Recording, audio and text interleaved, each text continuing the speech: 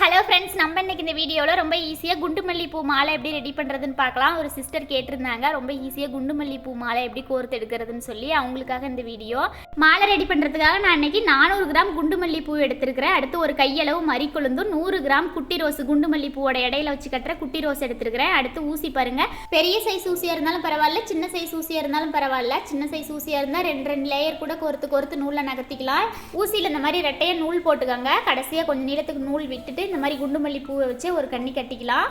பூ கட்டுற மெத்தடில் கட்ட தெரியலனா ரோஸ் காம்போ இல்லை சீமாறு குச்சோ வச்சு சாதாரணமாக 2 முடி போட்டுக்கோங்க போதும். கயிறு முடி போடுற மாதிரி இந்த மாதிரி போட்டுட்டு நூல் வந்துட்டு பார்த்தீங்கன்னா மாலை கோர்க்கறதுக்கு கொஞ்சம் பெரிய மாலையாக கோர்க்குறீங்கன்னா பைண்டிங் நூல்னு கேட்டு ஃபேன்சி ஸ்டோரில் வாங்கி கோர்த்துக்கோங்க. அது வந்து ஒரு கட்டு 15 ரூபா தான் இருக்கும். நல்லா ஸ்ட்ராங்காக இருக்கும் எவ்வளோ பெரிய மாலை கோர்த்தோம்னாலும். அடுத்து மல்லிகைப்பூ கோர்த்துக்கலாம். இந்த மாதிரி ஒன்றும் பக்கத்தில் ஒன்று வர மாதிரி ரவுண்டாக கோர்த்துக்கங்க. இந்த மாதிரி கோர்க்கும்போது தான் மாலை கட்டின மாதிரி பார்க்குறதுக்கு ரொம்ப அழகாக இருக்கும். இந்த மாதிரி பூ கோர்க்கும்போது ரொம்ப காம்பு ஓரமாக கோர்க்காமல் கொஞ்சம் நடுப்பகுதி சென்டராக பார்த்து கோர்த்துக்கங்க. ரொம்ப ஓரமாக கோர்த்தோம்னாலும் நம்ம கோர்த்து நூலில் நகர்த்த ஒவ்வொன்றா உந்து போயிடும். அதனால் அந்த சென்டராக பார்த்து கோர்த்துக்கிட்டிங்கன்னா நல்லா ஸ்ட்ராங்காக இருக்கும். ஊசி இந்த மாதிரி பெரிய ஊசியை தான் எடுத்துக்கணுங்கிறது இல்லை, சின்ன ஊசியாக இருந்தால் கூட பாருங்கள். இப்போ நான் 2 லேயர் கோர்த்துக்கிறேன். இந்த மாதிரி 2 லேயராக கோர்த்து நூலில் நகர்த்திக்கலாம். ரொம்ப அதிகமாக பெரிய ஊசியில் கோர்த்து நகர்த்தினோம்னாலும் கசகசன்னு இருக்கிற மாதிரி இருக்கும். அதனால் 2 லேயராக கோர்த்து நூலில் நகர்த்தும் போது பார்க்குறதுக்கு ரொம்ப அழகாக இருக்கும். இதே மெத்தடில் குண்டு மல்லிப்பூ மட்டும் இல்லை, காக்கட்டான் பூ முல்லைப்பூவில் மாலை கோர்க்கும் போது பார்க்குறதுக்கு ரொம்ப அழகாக இருக்கும். ஃபஸ்ட்டு ஒரு டைம் கோர்த்து நூலில் நகர்த்தியாச்சு. இது 2வது டைம் பாருங்கள். இந்த மாதிரி நம்ம அடுத்தடுத்து கோர்க்கும் போது ஃபஸ்ட்டு கோர்த்ததோட கடைசி பூவுலையும் இப்போ கோர்த்துருக்கிறதோட ஃபஸ்ட்டு பூ ஒன்று பக்கத்தில் ஒன்று வர மாதிரி நகர்த்திக்கங்க. இந்த மாதிரி நகர்த்தும் போது தான் ரவுண்டாகவே இருக்கும், பார்க்குறதுக்கு ரொம்ப அழகாக. இந்த மாதிரி பாருங்கள், இந்த மாதிரி ஒன்று பக்கத்தில் ஒன்று வர மாதிரி நெருக்கி விட்டுக்கோங்க. இப்போ பாருங்கள், பார்க்குறதுக்கே ரொம்ப அழகாக இருக்குது. இதே மெத்தடில் தான் மாலை ஃபுல்லாகவும் இந்த மாதிரி ஒன்று பக்கத்தில் ஒன்று வர மாதிரியே நகர்த்திக்கங்க. இந்த மாதிரி நகர்த்தும் போது தான் எங்கேயுமே கேப் இல்லாமல் பார்க்குறதுக்கு ரொம்ப அழகாக இருக்கும். அவ்வளோதான் பாருங்கள், இந்த மாதிரி ஒன்று பக்கத்தில் ஒன்று வர மாதிரி.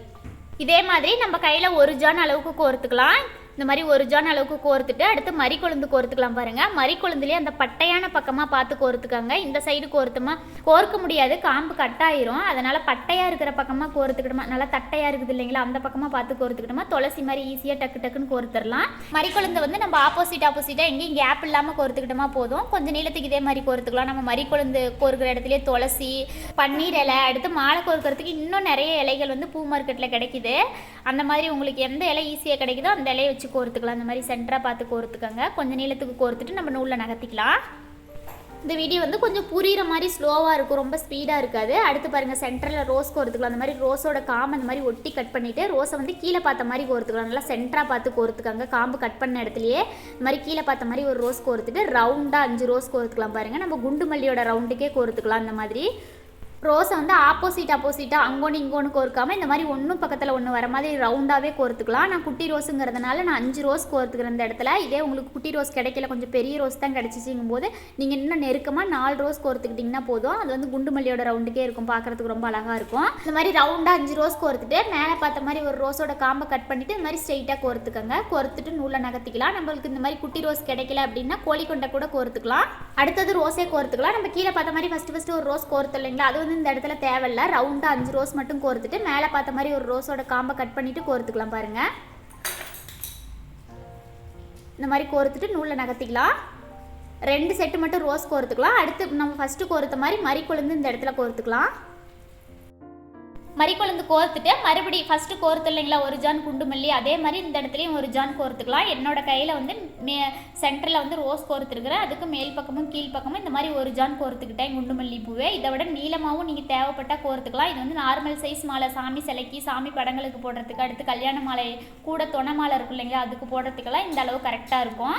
இல்லை இதை விட இன்னும் கொஞ்சம் பெரிய சைஸாக வேணுனாலும் செஞ்சுக்கலாம். லாஸ்ட்டாக நூல் கட் பண்ணும்போது கொஞ்சம் நீளத்துக்கு நூல் விட்டு கட் பண்ணுங்கள். அப்போ தான் முடி போடுறது கரெக்டாக இருக்கும். மாலையோட இன்னொரு சைடும் அதே மாதிரி ரெடி பண்ணிக்கலாம். ரெடி பண்ணிவிட்டு அடுத்து மாலையோட குஞ்சம் பகுதி ரெடி பண்ணிக்கலாம். அதே ஊசியில் இந்த மாதிரி ரெட்டையாக நூல் போட்டுக்கோங்க. நூல் வந்து ரொம்ப நீளமாக போட வேண்டாம், கம்மியான நீளத்துக்கு போட்டுக்கிட்டோமா போதும். நூலோட கடைசி பக்கமாக இந்த மாதிரி மறிக்கொழுந்தை வச்சு ஒரு கண்ணி கட்டிக்கலாம். நல்லா இறுக்கமாக 2 முடி கூட போட்டுக்கோங்க. பூ கட்டுற மெத்தடில் கட்ட தெரியலன்னா ரோஸ் காம்பு வச்சு நல்லா இறுக்கமாக 2 முடி போட்டுக்கோங்க போதும், கயிறு முடி போடுற மாதிரி. நான் இப்போ முடி போடுறேன் இல்லைங்களா, அதே மாதிரி முடி போட்டுக்கலாம். முடி போட்டு அந்த குட்டி நூலை கட் பண்ணிடலாம். அடுத்து மறிக்கொழுந்து நம்ம மாலையில் கோர்த்த மாதிரி இந்த இடத்துலையும் கொஞ்சம் நீளத்துக்கு கோர்த்துக்கலாம் பாருங்கள். நம்ம ரவுண்டாக கோர்க்கணுங்கிறதுல ஆப்போசிட்டாக கூட கேப் இல்லாமல் கோர்த்துக்கிட்டோமா போதும். மறிக்கொழுந்து ரெட் ரோஸும் வர மாதிரி கோர்த்துக்கிறேன் குஞ்சத்துக்கு. நீங்கள் வந்து இடையில மல்லிகைப்பூ வைக்கிறதுனால இல்லை வேறு ஏதாவது பூக்கள் வைக்கிறதுனால வச்சுக்கலாம் உங்களோட விருப்பத்துக்கு. அடுத்து பாருங்கள், ரெட் ரோஸ் அந்த குட்டி ரோஸ் வந்து நம்ம மாலையில் கோர்த்த மாதிரியே காம்பை கட் பண்ணிவிட்டு கீழே பார்த்த மாதிரி கோர்த்துக்கலாம். அடுத்து ஒரு ரவுண்டுக்கு 5 ரோஸ் கோர்த்துக்கலாம். இந்த மாதிரி ஒன்று பக்கத்தில் ஒன்று வர மாதிரி நம்ம குண்டுமல்லி எந்த மாதிரி கோர்த்தோமோ அதே மாதிரி இந்த மாதிரி ரவுண்டாக கோர்க்கும்போது தான் ஆர்டராக பார்க்குறதுக்கு ரொம்ப அழகாக இருக்கும். இந்த மாதிரி ரவுண்டாக கோர்த்துட்டு ஒரு ரோஸோட காம்பை கட் பண்ணிவிட்டு மேலே பார்த்த மாதிரி கோர்த்துக்கலாம். இந்த மாதிரி மேலே பார்த்த மாதிரி சென்டராக ஒரு ரோஸ் கோர்க்குறோம் இல்லைங்களா, காம்பை கட் பண்ணிவிட்டு அது வந்து ஸ்ட்ரெயிட்டாக வர மாதிரியும் கோர்த்துக்கோங்க. அதே சமயம் நல்லா வெடிச்ச ரோஸாக கோர்த்துக்கோங்க. அப்போ தான் வந்து அந்த கேப்பெல்லாம் அது ஃபில் பண்ணும். அடுத்து பாருங்கள், இதே மாதிரி ரெட் ரோஸே ஒரு 3 லேயர் 3 அடுக்கு கோர்த்துக்கலாம். இந்த மாதிரி 3 அடுக்கு கோர்த்துட்டு அடுத்து மறுபடியும் மறிக்கொழுந்து மாலையோட கீழ் பக்கமாக எவ்வளோ மறிக்கொழுந்து கோர்த்துமோ அதே மாதிரி இந்த இடத்துலையும் மறிக்கொழுந்து கோர்த்துக்கலாம். கோர்த்துட்டு கொஞ்சம் நீளத்துக்கு நூல் விட்டு கட் பண்ணிக்கோங்க. அப்போ தான் முடி போடுறதுக்கு கரெக்டாக இருக்கும். மறிக்கொழுந்தில் இந்த மாதிரி எக்ஸ்ட்ரா இருக்கிற காம்பெல்லாம் இந்த மாதிரி கட் பண்ணிடலாம். வெளியில் தெரிகிற மாதிரி இருந்ததுன்னா நல்லா ஒரே மாதிரி ரவுண்டாக கட் பண்ணிக்கலாம். இந்த மாதிரி கட் பண்ணிவிட்டு அடுத்து மாலையை முடி போட்டுக்கலாம் பாருங்கள். மாலையை முடி போடும்போது இந்த மாதிரி ஆப்போசிட்டாக இருக்கிற மாதிரி வச்சுக்கோங்க. இந்த மாதிரி வச்சுட்டு நம்ம குண்டுமல்லி பூ கோர்த்து எடுத்ததுனால ரொம்ப இறுக்கமாக முடி போட வேண்டாம். கேப் இல்லாமல் ஒரு 3 முடி 4 முடி போட்டுக்கிட்டோமா போதும். இந்த மாதிரி பார்த்து கொஞ்சம் பொறுமையாக முடி போட்டுக்கோங்க. இந்த மாதிரி முடி போட்டுட்டு இந்த நூலை கட் பண்ண வேண்டாம். அதே நூலையே நம்ம கொஞ்சமும் ஜாயின் பண்ணிக்கலாம் பாருங்கள். இந்த மாதிரி முடி போடும்போது குஞ்சத்துக்கு வந்து சைடாக வச்சு முடி போட்டுக்கோங்க. இந்த மாதிரி சைடாக வச்சு முடி போடும்போது பூவும் கசங்காது, அதே சமயம் முடியும் நல்லா நெருக்கமாக விழுகும். இந்த இடத்துலையும் ஒரு 3 முடி 4 முடி கொஞ்சம் கவனமாக போட்டுக்கோங்க.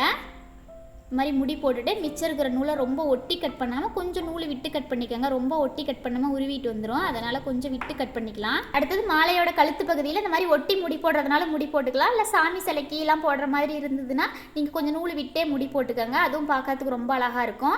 அவ்வளோதான், ரொம்ப ஈஸியாக குண்டுமல்லி பூ மாலை ரெடி ஆகிடுச்சு. உங்களுக்கு இந்த வீடியோ பிடிச்சிருந்தா மறக்காமல் நம்ம சேனலை சப்ஸ்கிரைப் பண்ணிக்கோங்க. அப்போ தான் நான் அடுத்தடுத்து வீடியோ போடும்போது உங்களுக்கு நோட்டிஃபிகேஷன் வரும். இந்த வீடியோ கடைசி வரைக்கும் ஸ்கிப் பண்ணாமல் பார்த்ததுக்கு தேங்க்யூ ஃப்ரெண்ட்ஸ்.